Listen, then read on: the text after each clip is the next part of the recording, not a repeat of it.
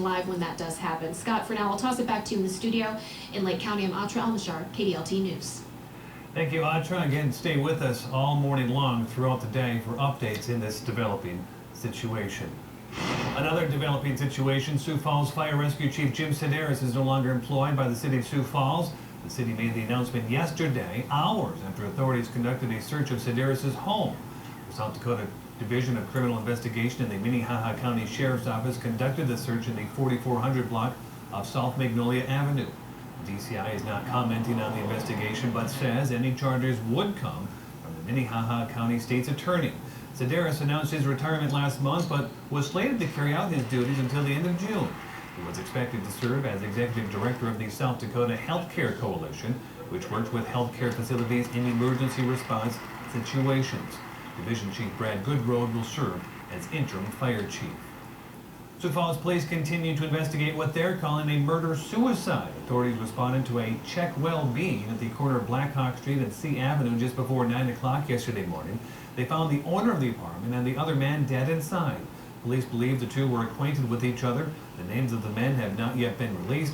The apartment appears to be connected to a business near the airport. More information is expected to be released at this morning's police briefing.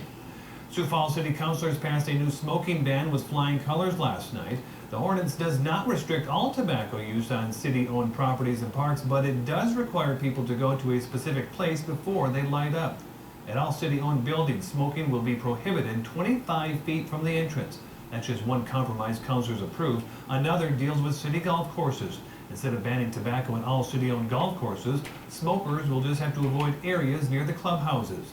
Smoking won't be allowed at ticket, boarding, or waiting areas of the bus depots, and events like Jazz Fest will have a specific area designed for smoking. That's something a 9-year-old girl is happy to hear. This will help to make the outside air cleaner and safer, yet respects everybody. I'm excited that with this compromise, I can go to Jazz Fest with my family and dance my moves without having an asthma attack. That would be wonderful. But not everyone was happy. The ordinance does not have a fine for those who smoke where they aren't supposed to, but it does say if someone is not complying, police can get involved. One woman says that's going too far. We don't need a dictatorship city here. This is getting like Putin and all them other countries. This is what this is getting us. We have a dictator and the leaders are coming in city government. This is too overboarding here for this. The mayor made it clear he's wanted a smoking ban to be put in place, so after last night's vote, he said he's very proud and signed the ordinance right away. Back in December, council members passed a watered-down version of the ordinance, banning smoking from city-owned parks where youth activities take place. The city of Sioux Falls announces new details on a proposed project to build a parking ramp and commercial space in downtown Sioux Falls. Public parking manager Matt Nelson says the estimated cost for the project is $18 million. It will be a 7-story structure near the intersection of Mall Avenue and 10th Street. 4 levels will be used for public parking, plus 1 level underground. And the remaining 3 levels will become private businesses, which could include a hotel, restaurant, or offices.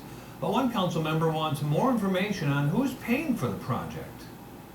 I've asked 2 times, and you won't say who the investors are. I'm going to say now, let's have an executive session and show us privately who the investors are. If there's nothing to hide, then we should be on the up and up. Staley questioned whether some investors are related to city employees or elected officials, but city officials assure that no investor is a city employee or related to a city employee. The same goes for elected officials as well. If everything is approved, construction on the project will start this fall. A Sioux Falls nonprofit organization says it's found a new way to fight hunger in the Sioux Empire. It's called a food forest. The perennial edible plants provide low-cost and nutritious food to those in need. Organizers say a study done in Minnehaha County shows there are more than 21,000 people who are food insecure who could benefit from a food forest. Yesterday was the groundbreaking for the first food forest in Sioux Falls. Project Food Forest says anyone can plant a food forest if they have the land for it. If you'd like to start your own or to get involved, follow the link on our website at kdlt.com.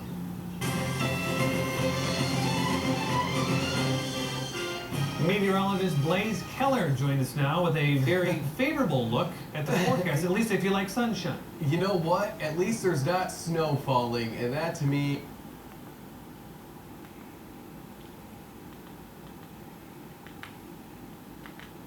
Pictures gave the staff at McCrory Gardens in Brookings quite a scare this morning. The employees arrived to work to find the water fountain in the perennial garden had transformed overnight into an ice sculpture. And the real concern is the condition of the 15,000 tulips planted throughout the garden. Will they be ready for May's Tulipalooza? KDLT's Scott Gross went to find out. When we looked out the doors of the Education Visitor Center, we realized that we now have an ice sculpture in our perennial gardens. The unexpected surprise soon led to worry as the staff grew concerned over the health of the garden's thousands of tulips just weeks before the annual Tulipalooza. Because of where they're at, it sounds like it's going to be okay. The garden has 8,500 tulips planted in trial beds along with 15,000 more throughout the park. We just roll with what Mother Nature throws at us. As do the plants, some encased in ice, which head gardener Chris Schlenker says is not a concern at this point. Well, that's kind of similar to what they do in Florida. If you've ever seen like the citrus growers and stuff, when it gets cold down there, they'll encase a lot of their stuff with ice, and that provides a little insulating factor. In fact, a lot of the plants in the region are grown to deal with the changing climate. As far as like the tulips and spring bulbs and stuff like that, they live for this kind of weather. They don't mind the cold temperatures quite as much. That's not to say some of them are not damaged. Well, most of the time we'll see just damage to the leaves. Hopefully that's as much as we see. When we see damage to the growing point or the buds, that's going to lead to more disfigurement. Graber says if you are concerned about your plants, there are a few things you can do. You're really going to have to kind of look around your yard and see how things look. If you're concerned about some things, put a bucket over the top of some plants that you want to try to protect. Again, you're going to have some of that warmth from the soil. Keep that atmosphere around those plants a little bit warmer and help you get them through the night. Overall, the outlook for the upcoming Tulipalooza looks promising. They'll usually bounce right back as soon as it gets warm, as long as, during the day it gets back above freezing. If you have a couple days where it gets pretty cold, then you're going to start to see some damage, especially on the really open tulips, but thankfully right now, most of them are still pretty closed up. In Brookings, Scott Gross, KDLT News. Now you may see some